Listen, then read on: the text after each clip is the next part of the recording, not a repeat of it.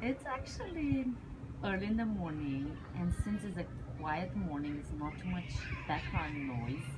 I decided to come back out here and do a live stream from outdoors rather than from my car. So hopefully the sound is good and you enjoy the view I have in the background, although I know the sun is hitting the camera directly, so it's probably not the best light for a video, but that's irrelevant as long as you can hear what I am about to talk about. I'm about to talk about. So let's see if today's message is going to resonate with you at any level. I personally been on a long journey using food to heal myself, and that made me let go of so many foods. I let go of them, I came back to them, so it was a long relationship with food that I always had to adjust, and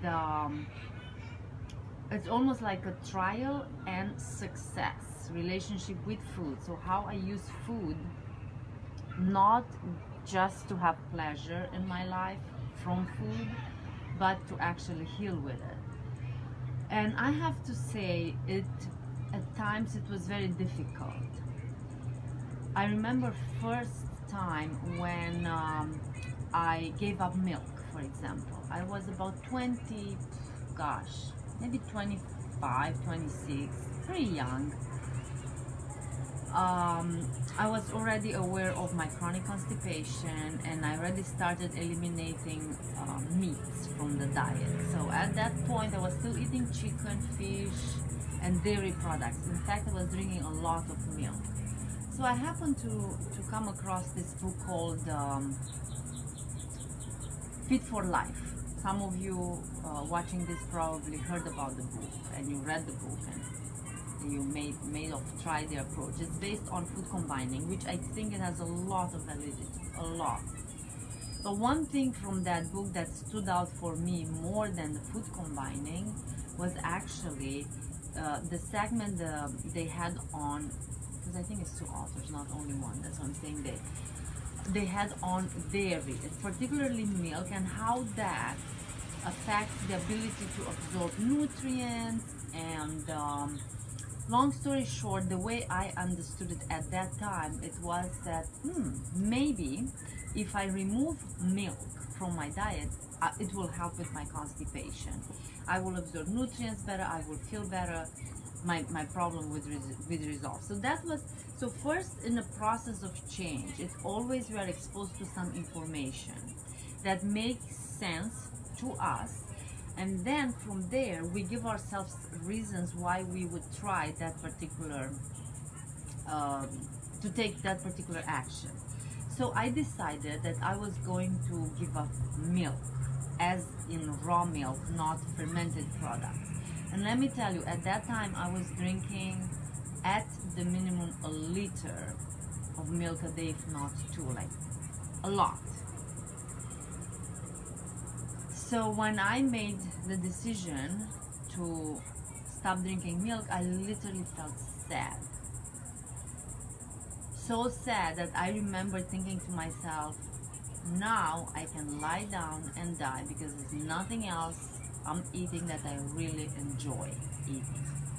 So it was a very interesting process to come to terms that it would be better for me to let go of a food that I absolutely love. So now here it comes, the relationships we develop with food. We often eat foods because we have certain emotional ties with those foods. So it goes beyond food is fuel and food is nourishment, right? It had a different meaning to me, milk. So when I let go of it, I felt sad. I grieved the milk. Nevertheless, you know, days pass by and you forget the taste of milk, and at some level it makes sense physically in your body, the way you feel, the way you digest, etc. So you are in peace with the decision you make. But nevertheless, making this kind of changes, it is very emotionally intense, and you really have to allow yourself to go through the grieving process of letting go of a food which previously you thought it was good for you, and you have emotional ties with that food, whether it's because it's the food that you grew up with, that your mother used to make. I mean, it doesn't matter what the ties with that food are, you have to be willing to allow yourself to grieve that as you let go of it. And of course then you want to see if it really makes sense for you to let go of it. And for me, even to this day, it makes sense to let go of milk. I do not drink milk. I do consume dairy products, but fermented. So now let's come to other. So let's say for most of us talking today and listening, for most of you listening to this video, it makes complete sense to let go of sugar and anything that's processed. Not a difficult thing to do. It's widely acceptable and all that. Most of you probably already know, gluten and everything containing gluten, bad for us, not so difficult to let go. Although in some cases, people have a hard time letting go of gluten. But then we go into the category of foods that are so heavily promoted as good for you, beneficial, a must-have, 9 to I don't know how many servings of fresh vegetables and fruits a day. So not only you have some emotional ties with those foods, but now you have intellectual ties with the foods. You were taught that these foods are required for you to be healthy, and now all of a sudden you come across new information that tells you, oh, actually, legumes are not good for you because they are full of lectins that affect gut permeability. So if you really want to heal, you want to let go of legumes, not only let go of gluten containing grains, but all grains, because seeds of grass are also full of anti-nutrients and lectins and other there are other reasons for which they are not good for you. So now you have to let go of grains, legumes, whole foods. Now we talk about starchy vegetables. Okay, they don't have lectins, they don't have gluten. Why would you let go of starchy vegetables? Well, simply because number one, if you're metabolically impaired, so you are obese, pre-diabetic, diabetic, PCOS, all of that, they are not your best choices of food. Plus, if you have an unhealthy gut with an imbalanced gut flora with bad microbes predominating, chances are you cannot cleave off the double sugars, and starch is broken down by amylase, and it comes to the molecule of maltose, two molecules of glucose together. And if you're unable to cleave this off because you're lacking maltase, here you are having fuel for the bad microbes, and then indirectly you are going to contribute to that leaky gut syndrome. So here you have the reason why you would let go of starches. But then we go into foods that contain oxalates. Here are your dark green leafy vegetables. Hello, heavily promoted as good. If you have an immune compromised system, autoimmunity especially, with leaky gut, which is always the case, high oxalates foods are not your best food choice, nor they are other plant matters that are full of so-called phytonutrients, which is actually better defined as phytochemicals, that will stimulate an immune response. So instead of them in small amounts on a healthy gut and healthy immune system having a stimulating effect and helping the body produce antioxidants like the glutathione and having beneficial effects, it has detrimental effects. So now you have to fight demons, literally, to be willing to let go of the so-called heavily promoted good plant foods, and that is difficult. So what I see with my women that go through the Smart Safe Detox program, because it's such a strict elimination diet. We literally not only eat very little food, but we limit the plant foods that we consume to 2 food groups, and that seems very restrictive. Mind you, it's only 10-day experiment, but it's so difficult mentally to embrace the idea of eating very little plant matter and more protein, and to see that as something that's actually benefiting you, healing you, rather than killing you, which we know meat gets a bad reputation when it comes to health. Most people think that meat is inflammatory, it's cancer in causing, or there are correlations between meat consumption and cancer. So I just want to remind you that this process of fine-tuning your relationship with food involves a lot of emotional turmoil, and you really have to bring compassion into it and allow yourself to grieve, to be sad over letting go of the carrots or the broccoli or the spinach or the berries. If that's what you learn, it may benefit you to heal. So don't dismiss the emotions, but at the same time, do not let these emotions stop you from taking action. And again, I've been through this journey several times. The first one was the one with milk. That was really, the two are staying with me like really strong. When I became raw vegan was pretty easy. When I went back from raw vegan to doing the GAPS protocol, which is high fat, highish protein, low carb, eliminate all those double sugars containing foods, all the grains, the starches, the legumes, all that. It was not difficult at all. What I found difficult, emotionally challenging, literally put me like into a mild depressive state, it was when I decided. So from August to November, 4 months, I've been flooding my brain with information about the carnivore, why exclusion of plants can be beneficial for one's healing, looking at people that had success with that, looking at the literature, looking at biology, anatomy, how do we humans actually digest food, and what is the optimal food for us. So for 4 months I educated, I tried to unlearn everything I learned about optimal nutrition, and because that's the first step, and before you take action, you've got to learn, you've got to educate yourself. And then finally, when I was ready, after 4 months of again learning new information, I was ready to put it into action.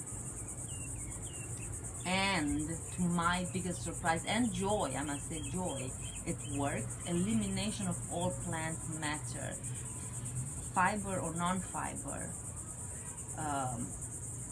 really gave me that edge. It took me from feeling amazing, having energy, having, healthy, maintaining healthy body weight and healthy blood glucose levels by following the low carb ketogenic eating style.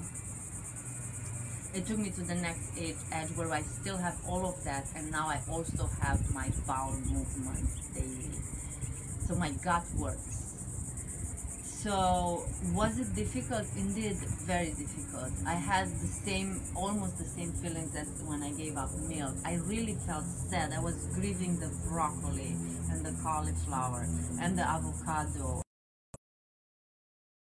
were harmless, and they actually helped me. I was always filling up my plate with vegetables and having a little bit of protein. On average, maybe 50 grams of protein a day. So I just want you to know that I feel what you feel when you come to the realization that maybe letting go of blah, blah, blah, blah, whatever food you are ready to let go of is hard and is difficult. But keep in mind, the body learns, the body becomes the mind. So once the mind is convinced this is the next action I need to take, the more you stick with it, the more your body will learn that, yeah, this is my new normal. And then the body will give you feedback. In my case, I got feedback. Bam! I healed my gut. No more need for any supplements to get the bowels to move. They just move on their own. So now, how many months? November, December, January, February, March, April, May, June, July, August, September, right? I'm on my 11th month of carnivore-ish, because I'm not always 100% carnivore. I have small amounts of plants, just enough not to interfere with my bowel movements, right? So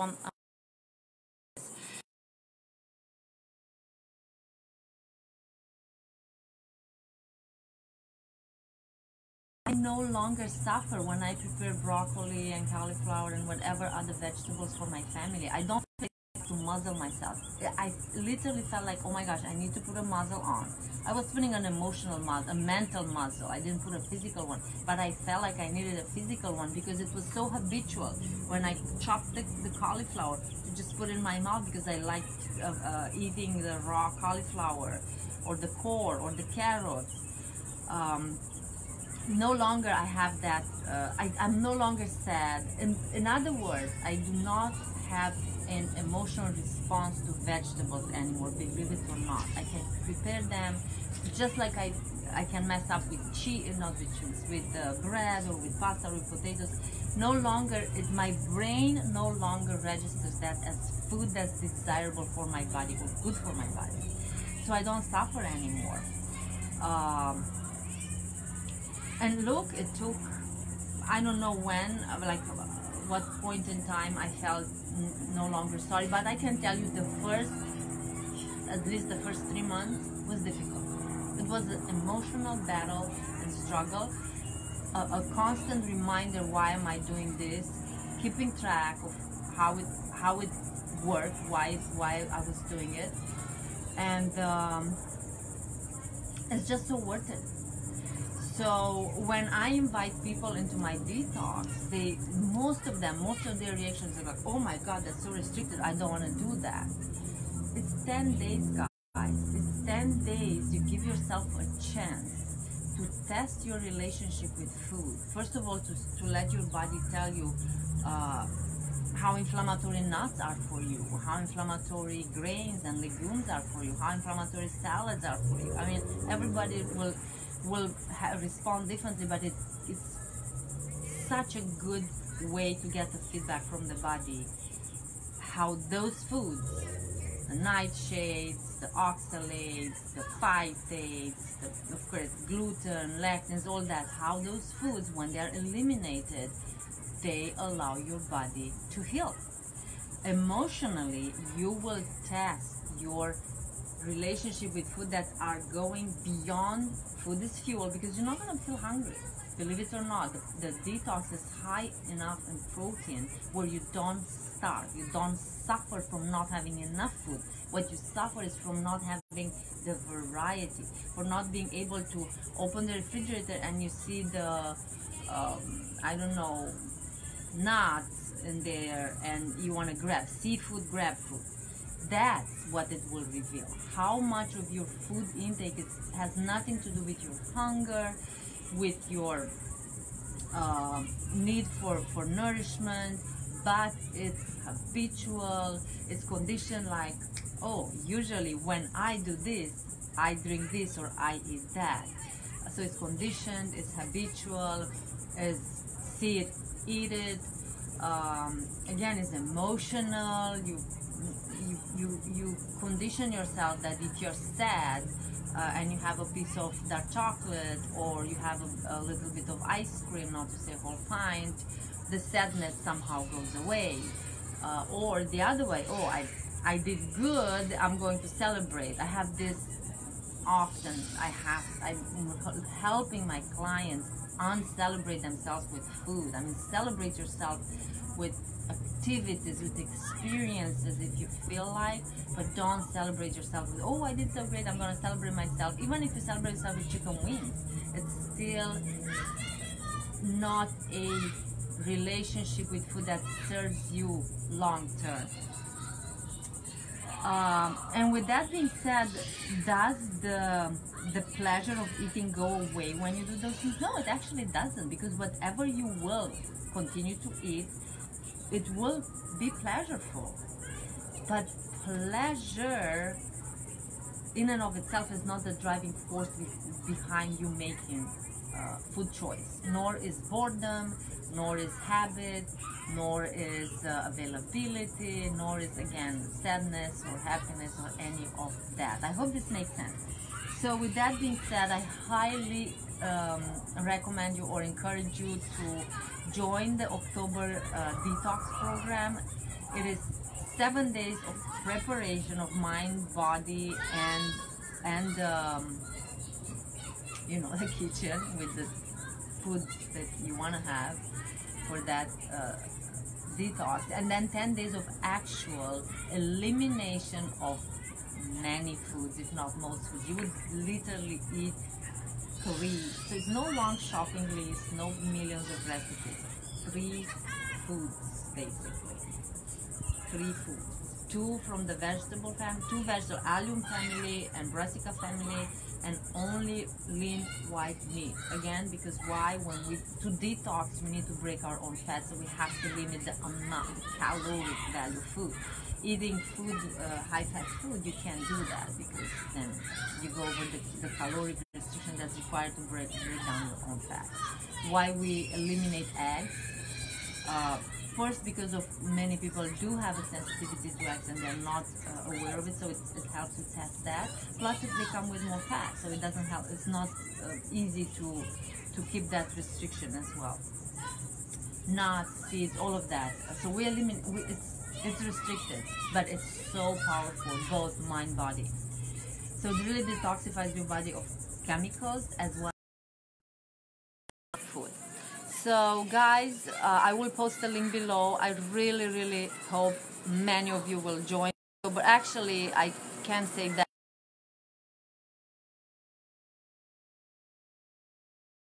maximum support. 10 of you watching this video will